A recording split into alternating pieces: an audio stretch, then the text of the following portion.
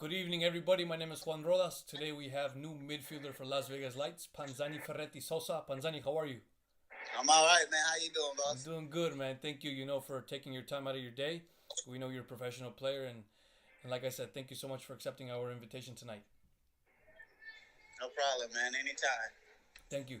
So, as we were speaking before, Panzani, you were born in the Democratic Republic of Congo. Talk to us about how was it growing up in a different continent in Africa, and the most thing that you miss from back home. Well, really, just growing up in Congo, you kind of see where you are and how grateful you are to come to a different place. You know, Congo is we're very poor, and we really don't have too much going on there. There's a lot of civil wars, and the government very corrupt. So it was just a blessing getting out there and really to understand and see the difference that we have out here and what the world has put out for you. Mm-hmm. Like I said, I miss the most about the Congo is probably just the close family. You know, Mm-hmm. besides that, we don't have much left in Congo, and hopefully maybe the new generation to help build up the country. For sure. Is there any specific dish or any type of music that you miss from back home as well? Oh, we love all the music. We miss all the music. The Kofi Alumide, the Fali Lupupa, Yeah, all those boys. You know, for sure the food. You know, we love fufu. We love rice. We yeah, love the stew.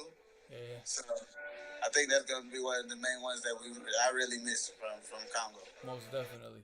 And now Yeah. talking about the Democratic Republic of Congo, could you talk to us about the difference between the Congo and where you're from? Because from what I know, the only difference is that the thing that splits is a river. Yeah. So like I said, Democratic. You know, all it splits is the river, and it started at one time. It was Zaire, where it was all one, Mm-hmm. and then we got colonized from the Belgium and the French colonized each separate area. So that's how you got Democratic, and then you got the Republic of Congo. Okay, for sure. Brazzaville and Kinshasa. Mm-hmm. Yeah, yeah, yeah. And now, when you were growing up in Congo, was there any player in particular that you looked up to as a midfielder, or any other player in any position? Well, growing up, I grew up in France, so Okay. so we used to watch. I remember the World Cup came on, and we were watching Makelele. Makalele. Makelele, he's from Congo, and Yeah. my dad actually knew his dad, and they used to call him the Great Sukus Makelele. Uh huh. So every time we used to watch him and watch him play, and kind of Mm-hmm. support him wherever he went. Wow. Did you ever meet the legend? Now I never get to meet the legend, man. Oh, you didn't meet him. Nah, man. Hopefully one day. Hopefully, hopefully. And now, talking about the national team, March 22nd is a big game for Congo as they will play Liberia for the Africa qualification.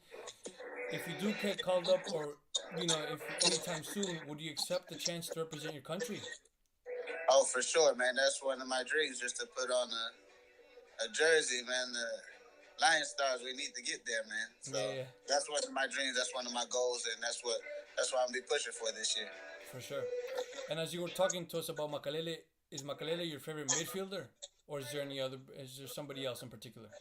See, we supported my candidate a lot, but I really like the players like Jijian Kosha growing up. He's from Nigeria. Nigeria, yeah, We supported him, and I was more of a winger, so I used to watch the Robinhos, the guys like that, yeah, the people that would really go and take them on.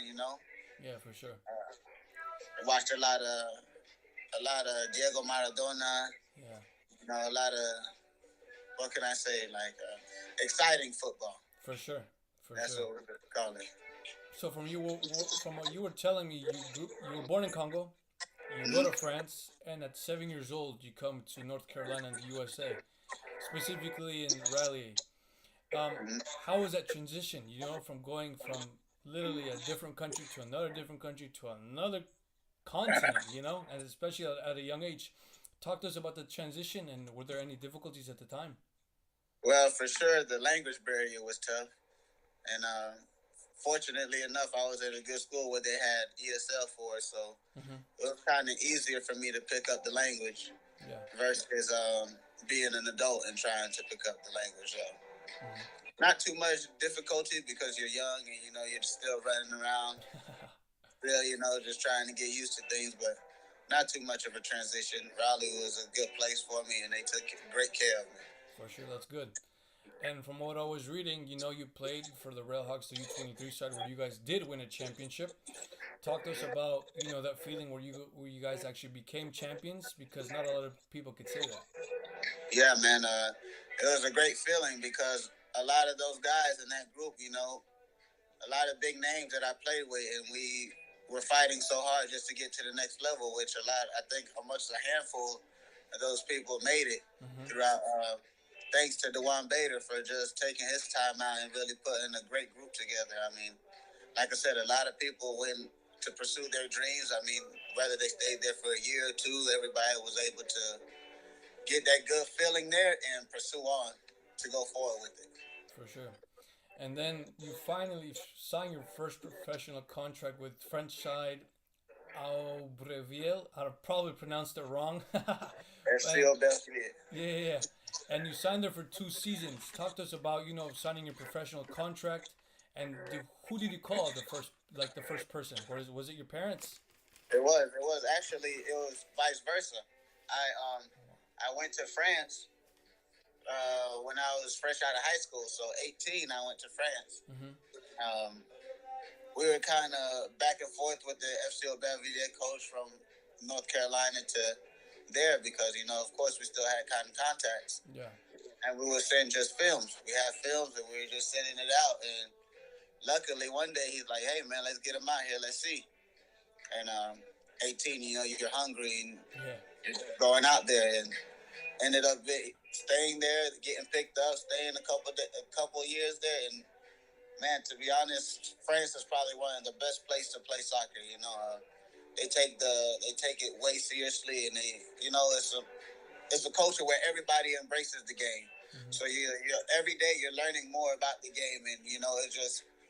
I think I made the right choice with just trying to go there early, but I can't take nothing away from that. My parents they knew what was going on their whole time through, and then as soon as things got out of hand, we just came right back to Raleigh. For sure. Mm-hmm. And in 2013, you signed with Atlanta Silverbacks. How did you get to sign with them? Was there somebody that you already knew there, or did you have a trial? Again, man, I was always one of those players where I got kind of overlooked. So I ended up going to. Back in the day, it was like an NASL combine, and I went to an NASL combine, and I did very well out there. I had a choice between New York Cosmos and Atlanta Silverbacks. And the funny thing about that same year, we go to the finals against New York Cosmos and Silverbacks. But that's another story. But, I ended up going to the combine, kill it, and go to Atlanta. We're out there for preseason, and, he just goes ahead and puts me in. Mm-hmm. Spent the last 3 years there. The next 3 years there after that. Yeah. So after, your time with Atlanta, the first time, you signed with Wilmington Hammerheads in North Carolina where you grew up. Mm-hmm. How did that come about, and were you excited to go back to where you grew up? Okay. I was very excited to go back to North Carolina. Just, it's an hour and a half from home, so a lot of friends got to come to the games, and, you had a big support system. Mm-hmm. The way I got there was from one of my previous coach, which was Brian Haynes. He kind of gave a good word for me, and the guy was able to take a look and just go ahead and pull the plug on me there as well. Mm-hmm. And I was very fortunate for going back to Wilmington. The only downfall was I broke my ankle like 6 or 7 games in. Wow. Versus Montreal FC, which put me out. Yeah. And I was probably caught like the last 3 or 4 games of the season, just trying to get back out there and getting back the movement. So it was a process. Yeah. Yeah. So after your time with Wilmington Hammerheads, you signed back with Atlanta. Was the reason to sign back with Atlanta, to maybe prove people wrong of why you left maybe the first time, and or were there any other offers to sign with some other team? Well, Atlanta, like I said, I spent the last 3 or 4 years there after getting signed my first time, and I just, Atlanta became kind of a home to me, and I just decided, I saw a lot of faces going back, like Mitch Garcia, Alex Harley, Adnan Bangor, Abdul Bangor, so I'm like, you know what, I'd rather be with a group of guys that I kind of know and that we're still pushing for the same thing. Our ultimate goal was to get a year in and keep going forward with our dreams, For sure. And was Abu Tommy there too from Sierra Leone? Abu Tommy was there as well. Yeah. Abu Tommy was there. He's a beast, we no? we had a lot of big names out there. Yeah, for sure. Yeah. And talking about obviously soccer as well, most recently you played for Kalonji Soccer Academy. How was that experience playing for them? Well, that's where I went and got most of my training sessions off during the off season. And Bruno, thanks again to Bruno. He's a big hearted person, and he takes the community seriously. So it's a lot of players out there in the Clarkston area who want to advance and become professionals but don't have the training. So Bruno provided that called the KSA profile. Yeah. And a lot of high talented players are coming throughout that system. I don't know if you know, but Junior Sandoval just came out that system as well from Memphis. We got players from the Atlanta United team that they weren't fortunate enough to keep going, but they're still there. OTT Jeffrey, he's one of the Ghanaian players over there. And so yeah, man, I think KSA was a great place for us. A great another stepping stone just to get to where you need to get to. For sure. And now talking about 2019, you finally signed with Las Vegas Lights of the USL. What do you look most forward to looking for this season? Like I said, this is my make it or break it season, man. So I'm trying to go all out and hopefully get some championships, get some good games in, and just keep going forward, man. The ultimate goal, like I said, is to play with the national team and get bumped up to the next level, man. For sure. And I wish you the best of luck as well, Panzani. Now, as a soccer player, do you have any rituals? Do you probably read? Do you eat a certain type of food? Do you call someone back home? Certain type of music? Do you pray? I pray a lot. Me and my now fiance, Nikki, we pray a lot, and that's probably the best ritual that I have. With this game, there's a lot of temptations and a lot of easy way to get off task. So just staying home and just meditating and just being ready and seeing yourself do well in the next day is a great ritual. And of course, you got to get touched up and all that stuff. Fresh cut. Yeah, that's it. For sure. Is there any other hairstyle that you love that you've had in the past? This is actually my first time really growing the hair out crazy like this. Yeah. So I'm just trying something new. Hopefully, this could go to something different. Any designs, any stars or something? Oh yeah, for sure. We're gonna get funky when the season starts going here on the sides. Yeah. That's why we take a little spot there for it. You and Alex Harley, correct, have different crazy hairstyles? Oh yeah. We're gonna bring the excitement to Las Vegas this year, man. Expect that. For sure. Hopefully everybody, looks at you guys' crazy designs. I myself honestly had one too back in the day though. Okay. Yeah. But now talking about soccer again, from your career so far, is there anybody in particular that you could say that's probably been your best teammate? Not even just in Las Vegas right now, any other team that you played for? Yeah, I got some good teammates that actually kind of really helped me look at the game different. And I could say one for sure is Blair Gavin. He's now an assistant coach at Arizona. So that tells you a lot already. He was very focused and in tune to the game. I could say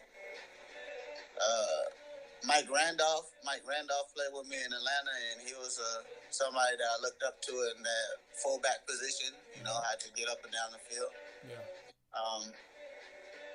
So far as teammates, that's really, and then I like, I got my boys like Alex Harley and Pablo Cruz, people that you love to kick it with and stuff like that. Good soccer players all around. Yeah, man. For sure. And now transitioning to the next game for you guys. You guys play Colorado Rapids. What are your expectations for this game, Panzani? Well, of course, like we all have a goal here in Las Vegas, and the same goal that we had with Toronto is what we're gonna try to keep going on and pick up where we left off. Probably even pick up a little faster as well. For sure. So I'm just expected to go ahead and go out there and put all we have, all this training sessions all this work that we've come to now, and just try to put it together at Colorado, man. For sure. And now recently, Las Vegas Lights signed two youth Cameroonians. Is it nice to have other players that speak your language as well, which is French? And are you gonna try to probably mentor the two new young guys who probably don't know the city well, or show them around? Yeah, for sure. It's always great to have somebody else that speaks French, and you guys could just mess around, goof around among each other. Yeah, I mean, that's always fun, and those guys, they came in very humble too, and you can tell that they're hungry just like we are. So, of course, we're gonna try to guide them in the best way that we can, and then just hopefully we can all put it together on the field, man. for sure. And now, as from your opinion, Panzani, who do you think is the best player in the world right now?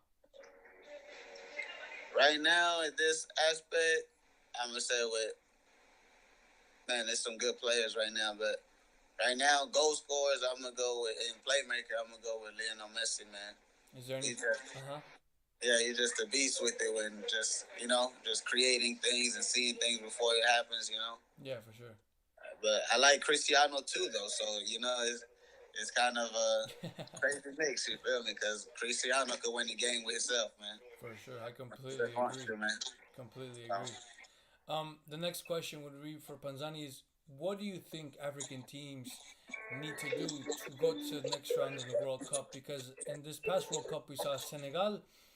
They could have qualified, but because of Japan and yellow cards accumulations, Japan went to the next round. But what do you think African teams need to do to go better or do well more in the next World Cup?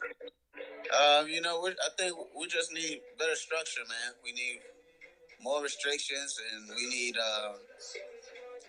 just a different style of discipline, because as African players, we tend to do what we know is what we're used to, and sometimes what we're used to is probably not the best thing for us, So we can't eat fufu in the middle of a World Cup qualifying game. Your stomach's too heavy. So, certain things like that, I think we just need a little bit more guidance and for sure discipline on the field, that's a big thing for us, For sure. And then throughout your career, Panzani, is there any specific coach that you keep in mind with till this day that possibly is giving you maybe the best advice? Well, I got a lot of coaches in my book that I really respected, and think really helped me going forward. One is Dewan Bader, one of the under-23s at the Redhawks. Brian Haynes, who was a great mentor, and Eric Winalda, when he was there, he was a great mentor as well.